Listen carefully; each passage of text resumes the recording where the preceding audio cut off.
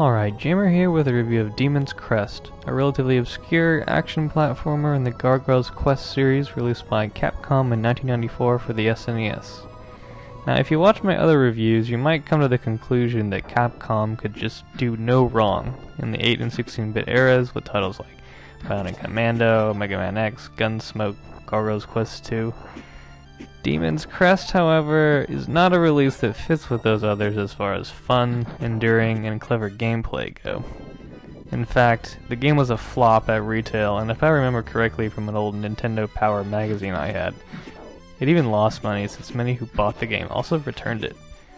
I'll try to give my best explanation for why this game wasn't successful, but I should remark that it is likely due to the game's design and scenario. This is not a broken or buggy game by any means. If you were to list all the features of the game, you might assume that this has the makings of something great. Tight, responsive 2D action gameplay with hovering and wall jumping similar to Gargoyle's Quest 2, the return of all the fire abilities from that game, dark and moody graphics with attention to detail and some impressive otherworldly backgrounds, items to collect that change the main character into a demon better suited for such activities as flying or swimming, numerous modifier upgrades as well as spells and potions to purchase, NPCs to talk to oftentimes with some really quirky dialogue, and my favorites are the peddler demon who specializes in gaming for demons, and the scholarly historian demon with his tremendous mustache. A Mode 7 stage select world to fly around, stages which diverge into substages, numerous creepy bosses, multiple endings, and a bonus boss for those who can't get enough of the game. However, there really isn't all that much of a game to get enough of. The stages are extremely short, and this is made all the more apparent when the player is tasked to return to the stages and move through the same opening areas to find substages and uncover upgrades using newfound powers. The bosses themselves run the gamut from fun and challenging to boring slogs that require far too many hits or a power-up from another part of the game, and by and large the boss areas don't take advantage of the serious take on platforming, since very few actually have any platforms for Firebrand to jump and attach to, which I find pretty strange since that was one of the pluses of the previous title, Gargoyle's Quest 2. The developers of that game did a fantastic job incorporating Firebrand's jumping skills and other platforming challenges into the boss levels.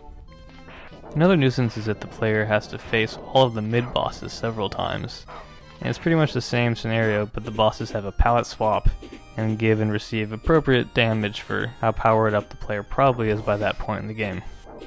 But the worst gameplay scenario decision by far, and probably a reason why so many people return the game, other than the fact that it's so short, is that the final boss is very underwhelming. But what the game doesn't tell you is that you need to find all of the items, be they health upgrades, empty flasks, talismans, etc., in order to reach the final boss.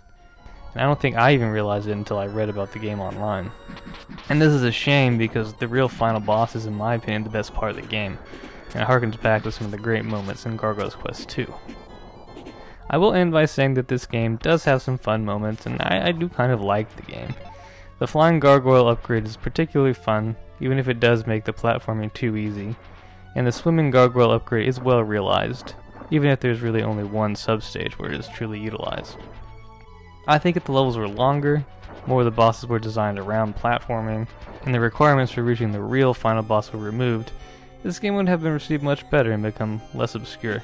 As it is, Demon's Crest is merely an okay game that is more remarkable for its rarity and its asking price than for its gameplay, so it isn't a title that I recommend.